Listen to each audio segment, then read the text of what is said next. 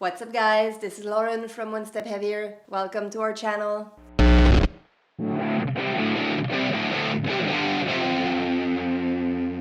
So today we are going to talk about the metalcore band Ice Nine Kills, who just released their album The Silver Scream Part 2. Welcome to Horrorwood.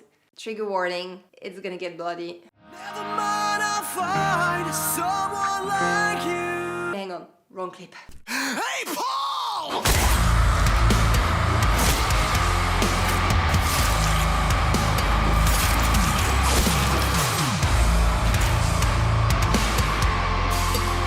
You've reached the law offices of Mitchell, Summerburg, and Nelson. Please leave a message. So who is Ice Nine Kills? It's a metalcore band from Boston, USA, which is now 5 band members. The lineup changed a lot over the years, so the only remaining original member is the frontman, Spencer Jarnus, and he's the one who sort of inspires the entire storyline of the band and the entire horror style. So far they have released several EPs, but mostly 5 albums. The first one that really got them into the spotlight was Every Trick in the Book, that was released in 2015. And this one was based on horror novels. So they took The Exorcist, they took Animal Farm, they took Dracula, they took Carrie, all those horror novels, and based each song of the first album onto a novel.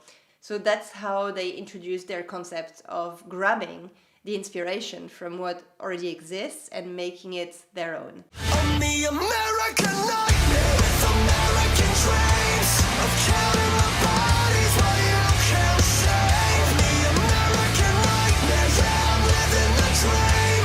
I'm slashing my way through the golden age of the silver screen. Sweet dreams.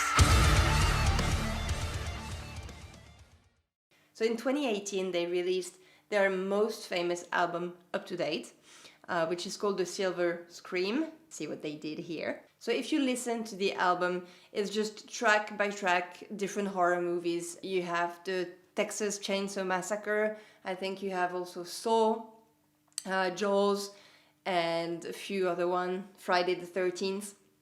And each of those tracks just tell the story of the horror movies from a different perspective, from a different angle, sometimes from the villain's perspective, sometimes from the victim's perspective. So it's really interesting how Spencer sort of manages to reorganize everything, tell the story, and keep it faithful to the original as well.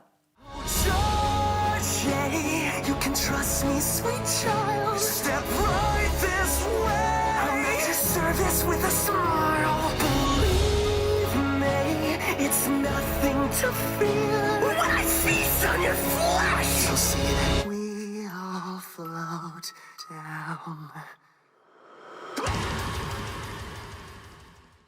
So listening to the album is one thing, but what you really want to be doing is looking at the filmography of this album.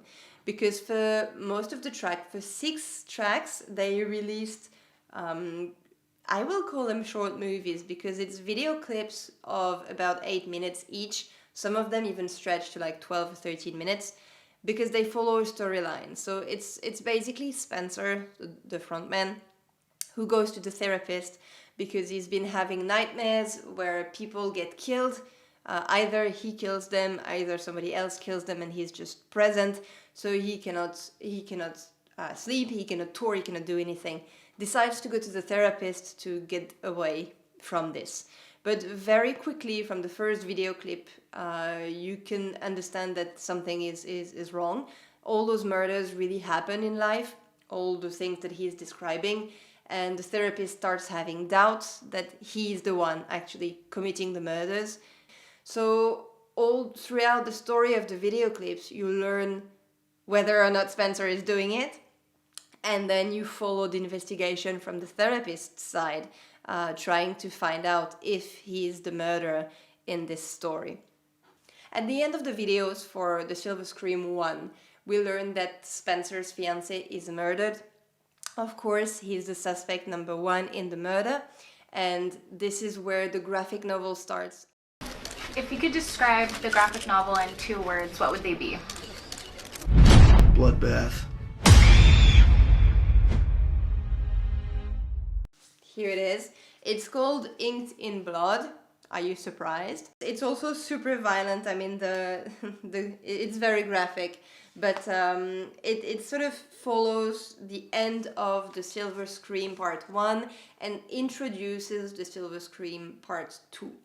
So what happens is the fiancé has been killed, Spencer is taken into custody because he's suspect number 1 in the murder, and this teenager sets out to prove that he's innocent. So she sort of make investigation by herself and tries to find the killer. But at the end, we still don't know. There is a killer, but we still don't know if it was the one who killed the fiancé. Are you listening to the whispering? Is it sinking in? 'Cause it's sickening. Will you take the bait? Will you suffocate? 'Cause you know something is creeping in the dark. Run. Earlier this year, they announced that they would make a continuation of the Silver Screen Part 1, and they started to unleash clues and release the storyline through music videos of what the Silver Screen Part 2 would be about. They set up this online website investigation. I think it's beautifully done. So this website online where you just find every evidence that they have so far laid out, and as the date comes, they release more and more evidence. So they really went ahead and made this website for fans to dig. You know, that shows again the connection they have with their fans. They really want the fans to participate into the investigation. They really want them to even text. There is a phone number that you can text. And it's just beautiful how they involve the fans into the universe. Spencer Charnas has been taken into custody after the brutal slaying of his 28-year-old fiancée. Plot right out of a Hollywood horror Channel movie. 9 that a mountain of Out evidence at the was crime scene recovered. was a silence mask and an ice pick featured in Ink's This confession Welcome to has Horrorwood. nothing. So they have released a few music videos, one that takes inspiration from American Psycho, one that takes inspiration from Resident Evil, and one that takes inspiration from Chucky and the Little Doll. At the end of each of those music videos, we see the detective receiving some sort of VHS, and they are trying to prove that Spencer killed his fiancée and trying to sort of link all the dots to put him away. You won't ever grow up, you won't make it past 6. 'Cause this super dope demonic doll will make you his bitch. You won't ever grow up, you'll toy with you till you die. To prove that evil comes in every size. Musically speaking, I would say is as heavy as the Silver Screen Part 1. You have really melodic moments, you have lots of scream. Spencer has a very nice vocal range, whether he screams, he growls, or does clean vocals. Even in live, when you see them live, they sound the same. Spencer, is it true that you had like some kind of masked fucking stalker in your house? Yeah, that was pretty recently actually. We got proper authorities involved, but hopefully from here on out it's gonna be smooth sailing. I try to call Ricky, Joe, Pat. No one is answering. Cut the fucking feed! Is this your idea of some kind of fucking Halloween prank?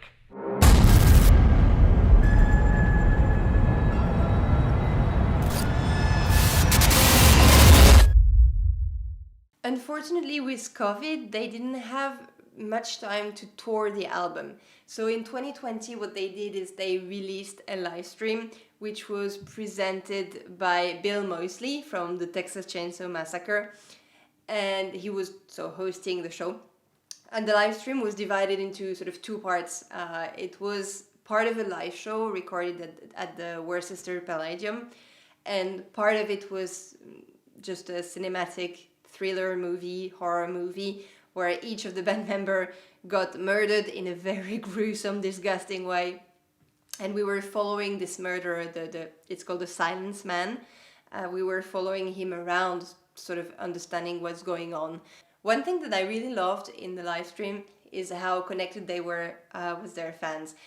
And during the live stream, you could connect to the app and connect your webcam, and randomly people would be filmed and appear on the screen. So you have the live stream with the little boxes showing the people.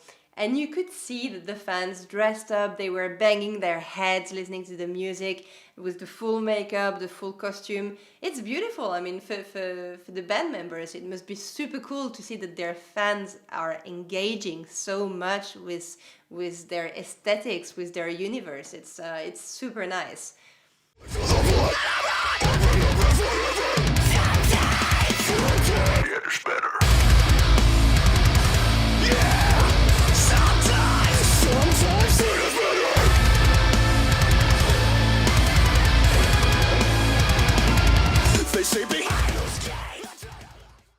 I believe I said it already in my previous podcasts, but to me, having a storyline and having such a big interaction with the fans, like making them dig for clues, is awesome.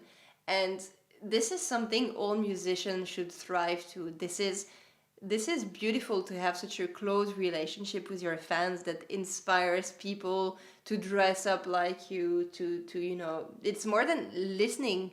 It's just like entering your universe. And as a musician, if you manage to create a universe that people want to enter, it's magical, and it's fucking achievement for a musician.